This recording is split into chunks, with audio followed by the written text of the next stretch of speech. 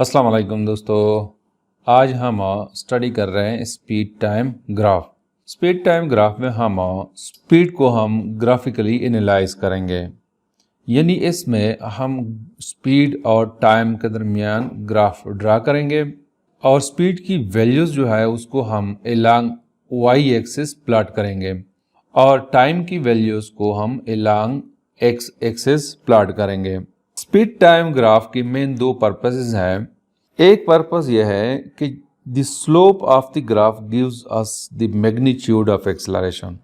मतलब यह है कि जब हम स्पीड और टाइम के दरमियान ग्राफ ड्रा करेंगे और उस ग्राफ का हम स्लोप निकालेंगे तो slope will gives us the magnitude of acceleration. दूसरा ये कि the area under speed time graphs represent the distance travelled, यानी कि जब हम ग्राफ ड्रा करेंगे उस ग्राफ के नीचे जो एरिया होगा वो एरिया हमें डिस्टेंस देता है। दो बातें हैं, एक ये कि जब हम ग्राफ ड्रा करेंगे उस ग्राफ का स्लोप जो है वो हमें मैग्नीट्यूड ऑफ एक्सेलरेशन देगा। मैग्नीट्यूड ऑफ एक्सेलरेशन का मतलब यह है कि हमें पता है कि change in velocity is called acceleration, यानी टाइम के साथ वेलोसिटी में जो चेंजेस आते हैं उसको हम एक्सेलरेशन कहते हैं। यहाँ पे वेलोसिटी का जो मैग्नीट्यूड है वो स्पीड है। Speed is the magnitude of velocity. तो एक्सेलरेशन का मैग्नीट्यूड क्या होना चाहिए? जब ये स्पीड चेंज होता है तो इस चेंज ऑफ स्पीड को हम मैग्नीट्यूड ऑफ एक्सेलरेशन कहते हैं, यानी change in speed per unit time is called magnitude of acceleration। तो जब हम स्पीड टाइम ग्राफ की स्लोप निकालेंगे तो it will gives us the magnitude of acceleration। अब हम सपोज करते हैं कि एक ऑब्जेक्ट है, वो पॉइंट ए से स्टार्ट कर रहा है, मूव कर रहा है टुवर्ड्स पॉइंट बी। तो मैं कंसीडर करता हूं कि जब ये ऑब्जेक्ट इस पॉइंट पे है, पॉइंट ए पे, तो इस वक्त उसकी स्पीड जो है वो 0 मीटर पर सेकंड है और जब ये इस पॉइंट पे पहुंचता है तो मैं सपोज करता हूं कि इस पॉइंट पे ऑब्जेक्ट की स्पीड जो है वो 2 मीटर पर सेकंड है और जब ऑब्जेक्ट यहाँ पे पहुंचता है इस पॉइंट पे तो उसकी स्पीड बन जाती है 4 मीटर पर सेकेंड और जब ऑब्जेक्ट यहाँ पे पहुँचता है तो यहाँ पे इसकी स्पीड होती है 6 मीटर पर सेकेंड और जब ये यहाँ पे पहुँचता है तो यहाँ पे इसकी स्पीड बनती है 8 मीटर पर सेकेंड और यहाँ पे इस पॉइंट पे टाइम जो है वो 0 सेकेंड है। इस पॉइंट पे जहाँ पे इसकी स्पीड 2 मीटर पर सेकंड है, मैं कहता हूँ कि यहाँ पे टाइम जो है वो 1 सेकंड है और इस पोजीशन पे टाइम जो है वो 2 सेकंड्स है और इस पोजीशन पे टाइम 3 सेकंड्स है और इस पॉइंट पे टाइम 4 सेकंड्स है। तो इस स्पीड और इस टाइम के दरमियान अगर मैं ग्राफ ड्रा करना चाहूँ तो हमारे पास जो ग्राफ आएगा वो ग्राफ कुछ ये होगा।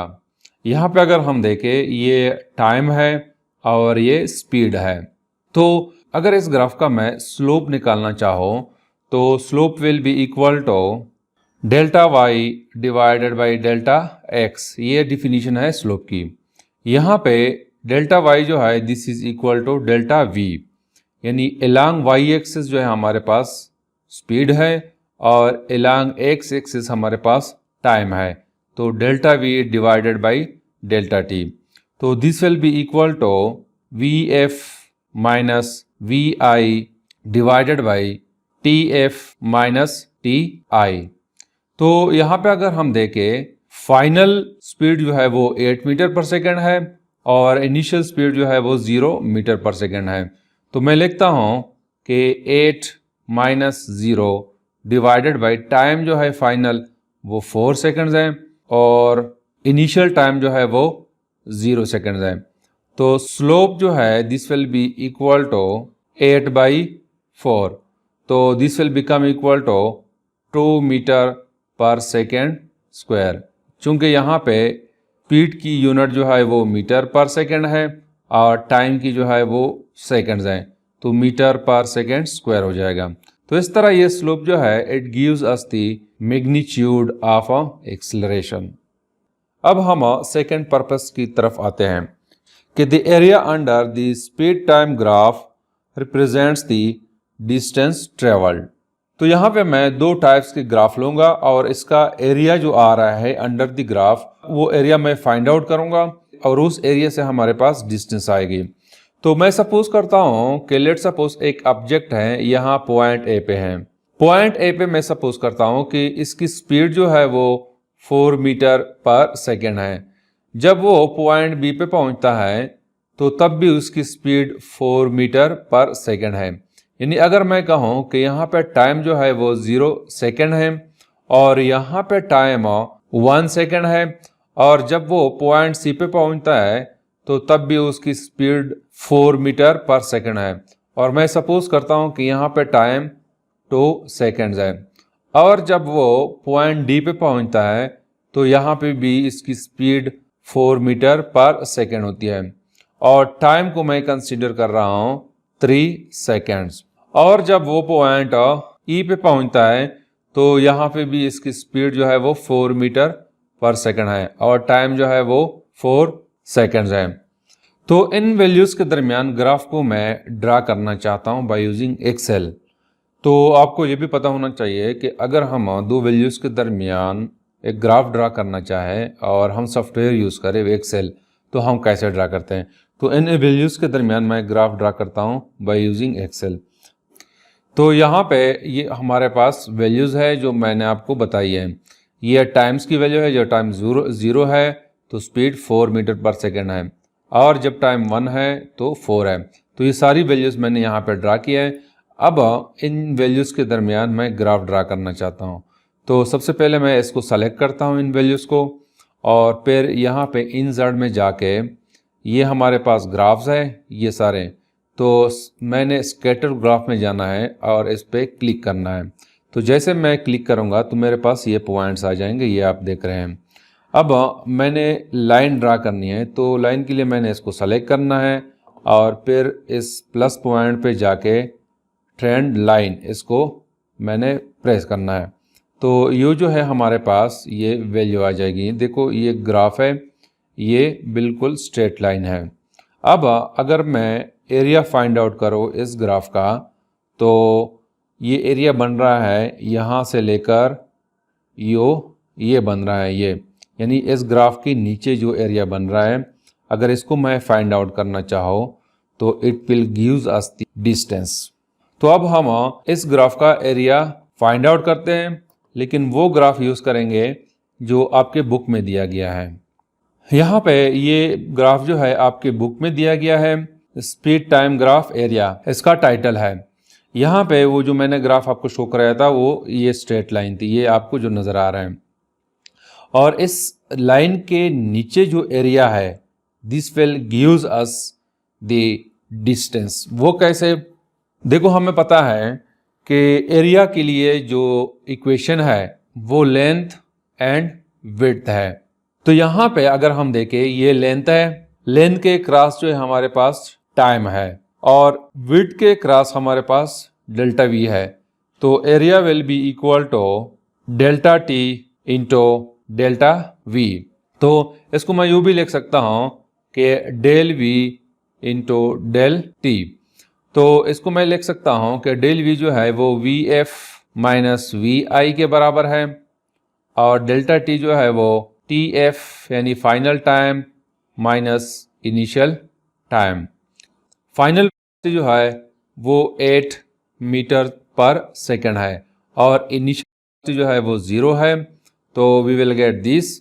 और यहाँ पे फाइनल टाइम जो है वो 4 सेकेंड्स है, और इनिशियल टाइम जो है वो 0 सेकेंड्स है। तो इससे हमारे पास आ जाएगा 8 मीटर्स पर सेकेंड, और यहाँ पे हमारे पास आ जाएगा 4 सेकेंड्स। तो ये सेकेंड और ये सेकेंड कैंसिल हो जाएंगे, तो हमारे पास आ जाएगा 32 मीटर्स। तो इस ग्राफ का हमने एरिया फाइंड आउट किया और हमारे पास डिस्टेंस आ गया, क्योंकि मीटर जो है ये डिस्टेंस की यूनिट है। तो इस ग्राफ का एरिया जो है वो हमने फाइंड आउट किया है और उसने हमें डिस्टेंस दिया है। सिमिलरली अगर मैं यूनिफॉर्म स्पीड ले लो कि लेट सपोज जब टाइम 0 है तो उस वक्त स्पीड जो है वो भी 0 है। जब टाइम 1 सेकेंड है तो स्पीड 2 मीटर पर सेकेंड है, और जब टाइम 2 सेकेंड्स है तो स्पीड 4 मीटर्स पर सेकेंड है। सिमिलरली जब टाइम 3 सेकेंड्स है तो स्पीड 6 मीटर पर सेकेंड है, और जब टाइम हो जाता है 4 सेकेंड्स तो स्पीड बन जाता है 8 मीटर्स पर सेकेंड। तो इनके दरमियान अगर मैं ग्राफ ड्रा करना चाहूँ बाय यूजिंग एक्सेल, तो उसको मैं कुछ यूँ ड्रा करूँगा कि सबसे पहले मैंने इसको सेलेक्ट करना है, सेलेक्ट करने के बाद इंसर्ट में जाना है और इसको क्लिक करके ये स्कैटर ग्राफ ड्रा करना है। तो हमारे पास ये पॉइंट्स आ जाएंगे। अब इन पॉइंट्स को ज्वाइन करने के लिए मैंने इसको सेलेक्ट करना है और ये ट्रेंड लाइन को सेलेक्ट करना है। तो ये जो है हमारे पास एक स्ट्रेट लाइन आ जाएगा। तो इसके अंडर जो एरिया है, यानी एरिया जो है ये बन रहा है, ये ट्रायंगुलर शेप का ये ट्रायंगल बन रहा है। तो इसका एरिया जब मैं फाइंड आउट करूंगा तो it will gives us a distance.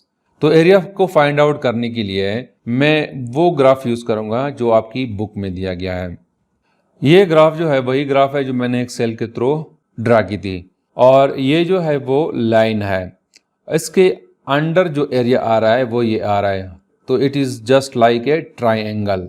तो इस ट्राइंगुलर शेड का मैं एरिया फाइंड आउट करता हूं। तो हमें पता है कि एरिया ऑफ ट्राइंगल जो है this is equal to half length into width. तो this will be equal to half length जो है ये टाइम है, डेल्टा टी है, और विड्थ जो है वो डेल्टा वी है। तो इसको मैं यूँ लिख सकता हूँ कि half into t f minus t i यानी initial time into v f minus v i. तो यहाँ पे मैं वैल्यूज पुट करता हूँ। तो this area will become equal to half, final time जो है वो 4 सेकेंड्स है और इनिशियल 0 है।